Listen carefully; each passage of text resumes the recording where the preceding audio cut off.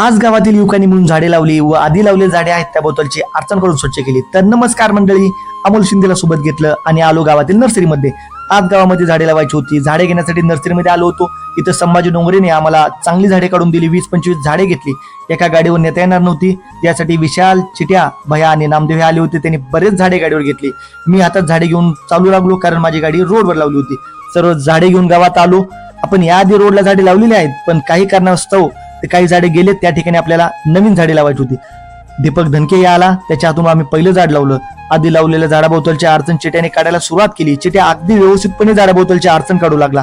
धनराज गाडशिळे हा कोल्हापूरला जॉब करतो। एका दिवसासाठी सुट्टीला तो गावाकडे आला होता आणि त्यातून सुद्धा तो वेळ काढून आमच्या सोबत झाडे लावायला आला। ही अतिशय महत्वाची गोष्ट या ठिकाणी होती। अमोल शिंदे हा वन विभागात काम करतो, त्यामुळे इथं झाडे लावण्यासाठी त्याचा अनुभव आम्हाला कामी येत होता। तो एका पाठोपाठ एक अगदी पटापट झाडे लावत होता। अण्णा धनकेने पण एक लिंबाचं झाड लावलं। जुन्या झाडाभोवतालचे गवत इतकं वाढलं होतं की ते झाड कुठं आहे हे दिसत नव्हतं। रस्त्याच्या कडेला वाढलेल्या गवताकडे ग्रामपंचायतचं पूर्णपणे दुर्लक्ष होतं। डोळ्यासमोर दिसणाऱ्या गोष्टी पण ग्रामपंचायत व्यवस्थित करू शकत नाही, याचं मला दुःख वाटत होतं।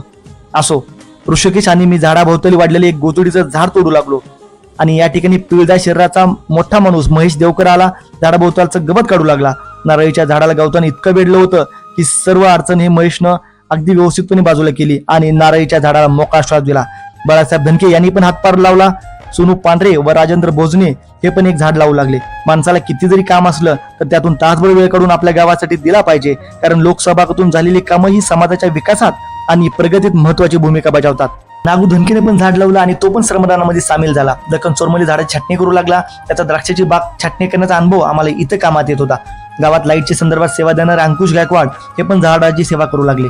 सद्दामने पण झाडाभोवतालची अडचण काढायला सुरुवात केली। त्यानं काढलेली अडचण आम्ही 4-5 जण मिळून बाजूला करत होतो आणि अशामध्येच मुन्ना गाडशिळे आले। शत्रूवर तुटून पडावं असं ते गवतावर तुटून पडले आणि मुन्नाने झाडाभोवतालची अडचण काढून स्वच्छ केली। या झाडावर इतकं वेळाने अतिक्रमण केलं होतं की सांगायची गोष्टच नाही, पण सोमनाथ माळीने सर्व अतिक्रमण काढून झाड मोकळं केलं। अक्षय कोळी तर भले मोठं पायामध्ये बुटच घालून आला होता, त्याने पण चांगलं काम केलं। नाना हट्ट करून पण श्रमदान केलं। मग आबड्यास तूर हातात घेऊन कामाला लागला। 10 मिनिटांमध्ये त्यानं 3-4 झाडाभोवतालची अडचण काढली। भाव मिसाळ हा पण श्रमदानामध्ये सहभागी झाला। सोमानं छाटलेले झाडाचे फाटे अलगद उचलून बाजूला नेऊन टाकले। पैलवान बबलू धनकी आणि आदिश मिसाळ यांनी पण हातभार लावला।